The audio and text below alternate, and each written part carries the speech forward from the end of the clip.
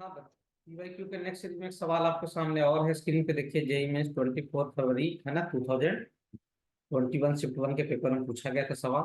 सवाल आपके सामने रखा हुआ है। क्वेश्चन क्या है? -a से modulus of f x plus modulus of x minus two modulus of x plus modulus of x minus two d x equals to 22 और ए की वैल्यू 2 से बड़ा है। ये किससे बड़ा है? 2 से बड़ा है। सही है। अच्छा तो ए से -a तक x plus integral x d x का इंटीग्रेशन बताइए। तो दिक्कत नहीं। चलिए थोड़ा लॉजिक समझ लीजिए। कभी भी ऐसा लिखा रहे इंटीग्रल ए से b f x d x, इसका मतलब आपको पता ही होगा। इसका मतलब होता है एरिया। क्या होता है इसका मतलब? Area bounded by curve. इसी का मैं यूज लूंगा। Bounded by curve Y equals to F X with क्या? X axis. मॉडुलस तोड़ोगे तो थोड़ा अटपटा हो जाएगा इसमें, इसलिए मैं सीधा एरिया से निकलूंगा इसमें। है ना? मान लो कोई ग्राफ का ऐसा बन रहा है कोई ग्राफ इसका y equals to F x का। तो ए से बी तक जो एरिया बाउंड करेगा यही एरिया इस इंटीग्रेशन का क्या होगा? आंसर। अच्छा आपको पता होना चाहिए मॉडुलस ऑफ एक्स का ग्राफ ऐसा होता है मॉड एक्स का। एक्स का ग्राफ होता है मॉड एक्स का। क्लियर हो? हाँ सर, ये सब बातें जान लीजिए। चलिए ए की वैल्यू 2 से बड़ा है ये भी मेंशन किया गया है। और पहले वाले इंटीग्रेशन की वैल्यू 22 है तो दूसरे वाले इंटीग्रेशन की वैल्यू बताना है। चलिए पहला वाला इंटीग्रेशन आपके सामने रखा हुआ है, देख लीजिए। सही है? हाँ सर। इसको सेपरेट कर लो। -a से a modulus of x plus क्या? -a से a modulus of x minus two d x equals to क्या? 22। पहले वाले को छोड़ो, दूसरे वाले पे कुछ कार्यक्रम करते हैं। सेकंड वाले इसके। सही है। x-2 को मान लेते हैं t, तो dx किसके बराबर हो जाएगा? dt के बराबर। लिमिट चेक कर लीजिए। x की वैल्यू रखूंगा, सॉरी x की वैल्यू क्या रखूंगा? माइनस ए। क्या रखूंगा? माइनस ए। ये बन जाएगा क्या? t बन जाएगा -a-2। और x की वैल्यू कितना रखूंगा? x की वैल्यू रखूंगा यहाँ पे a, तो ये बन जाएगा a-2। सही है? हाँ सर। अब ये हो जाएगा मॉड टी और dx तो dt के बराबर है। सही है? हाँ सर। कोई दिक्कत नहीं सर। और पहले वाले को ऐसे ही लेके बढ़िए, कोई दिक्कत नहीं। बोलो यार।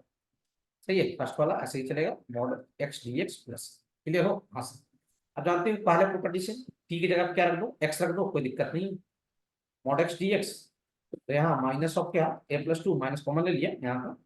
और यहाँ a-2, तो टी की जगह पे क्या रख दिया? एक्स रख दिया। कोई दिक्कत नहीं सर। अब कुछ नहीं है, एरिया फाइंड आउट कर लेना है। a=22 बाद में करवा लूंगा मैं, कोई दिक्कत नहीं है। सही है? हाँ सर। तो इसका मॉडुलस ऑफ एक्स का ग्राफ बनाओ। दोनों इंटीग्रल को अलग अलग में सोल्व कर रहा हूँ। मॉड एक्स का ग्राफ ऐसा होता है। होता है? हाँ सर। ये कहाँ से कहाँ तक जाना है?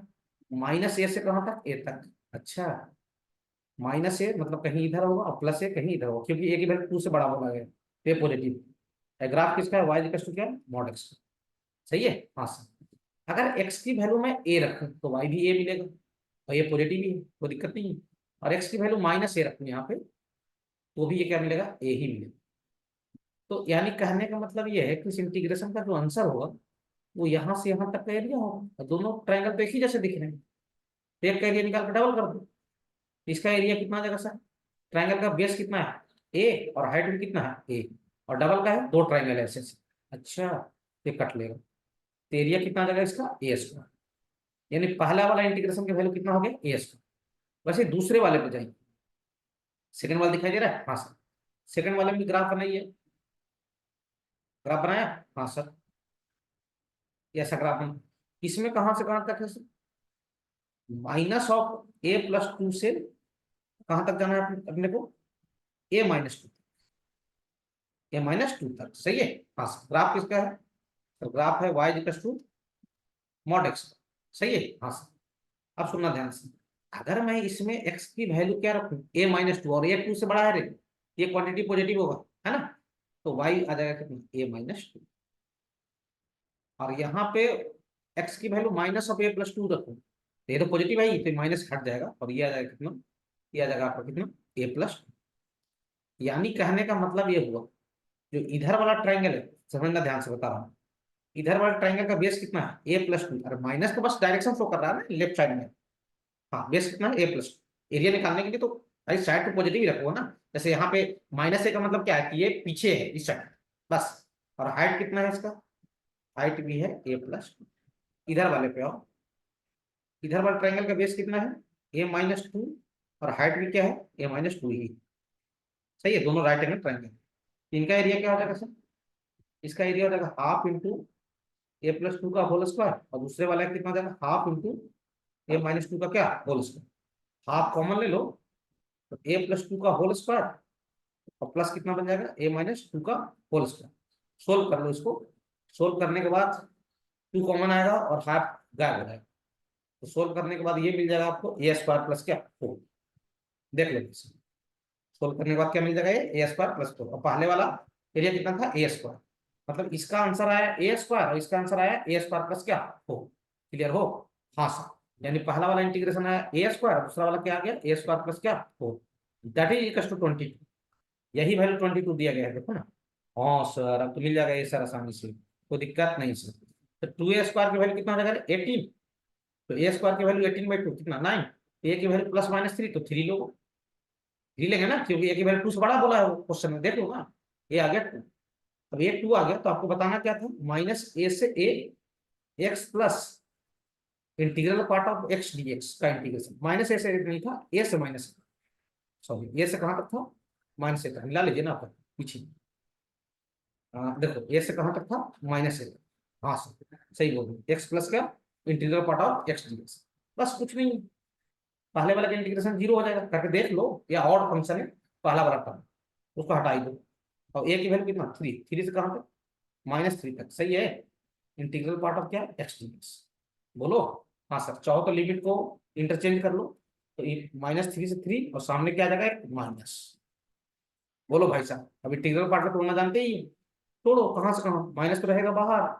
सर -3 से -2, सर -2 से -1, सर -1 से 0, सर 0 से कहा 1, सर 1 से कहा 2, सर 2 से कहा 3। तोड़ दिया। हाँ सर, अब सुनो ध्यान से। आपको याद होना चाहिए, ये तोड़ने के लिए इंटीग्रल पार्ट, -3 -2 -1 0 1 2 और क्या 3। सही है, हाँ जल्दी जल्दी लिख लिया, कोई दिक्कत नहीं सर। अब -3 से -2 के बीच में इंटीग्रल पार्ट कितना हो जाएगा, -3। किस बीच में इंटीग्रल पार्ट, -2। किस बीच में इंटीग्रल पार्ट हो जाएगा सर, -1। इसमें 0, इसमें कितना 1 और इसमें कितना 2। तो 0 वाला का तो हटा ही। सही है, हाँ सर बराबर। माइनस तो बाहर है ही, -3 आएगा। और इंटीग्रेशन को सोल्व करो, डीएक्स लगा है सबके साथ, सबके साथ डीएक्स है, सबके साथ डीएक्स है, सबके साथ डीएक्स है, सबके साथ क्या है, डीएक्स। -3 बाहर आएगा और सोल्व करोगे तो इंटीग्रेशन 1 आ जाएगा। ये ओवरऑल -3, उसके बाजू वाला ओवरऑल -2, उसके बाजू वाला ओवरऑल -1। ये तो 0 हो गया, उसके बाजू वाला 1, उसके बाजू वाला 2। तो देखो ये -2 +2 कैंसिल हो जाएगा, +1 -1 कैंसिल हो जाएगा। तो ओवरऑल आंसर क्या आ जाएगा, 3। इंटीजर टाइप का सवाल था, तो आंसर कितना आ गया इसका, 3। देख लो भैया, करेक्ट आंसर कितना आ गया रे, तो दिक्कत नहीं। देख लो सर, हम इसका ग्राफ बनाते तो सीधा मॉड x -2 का तो भी आंसर आता, कोई दिक्कत नहीं था। t इसलिए मान लिया था ताकि क्या हो, एक ग्राफ ओरिजिन पे शिफ्ट हो जाए और ऐसा बन जाए, मॉड x टाइप का बन जाए, तो हैंडलिंग थोड़ा आसान रहे और कोई दिक्कत नहीं। सही है, हाँ सर, देख लीजिए।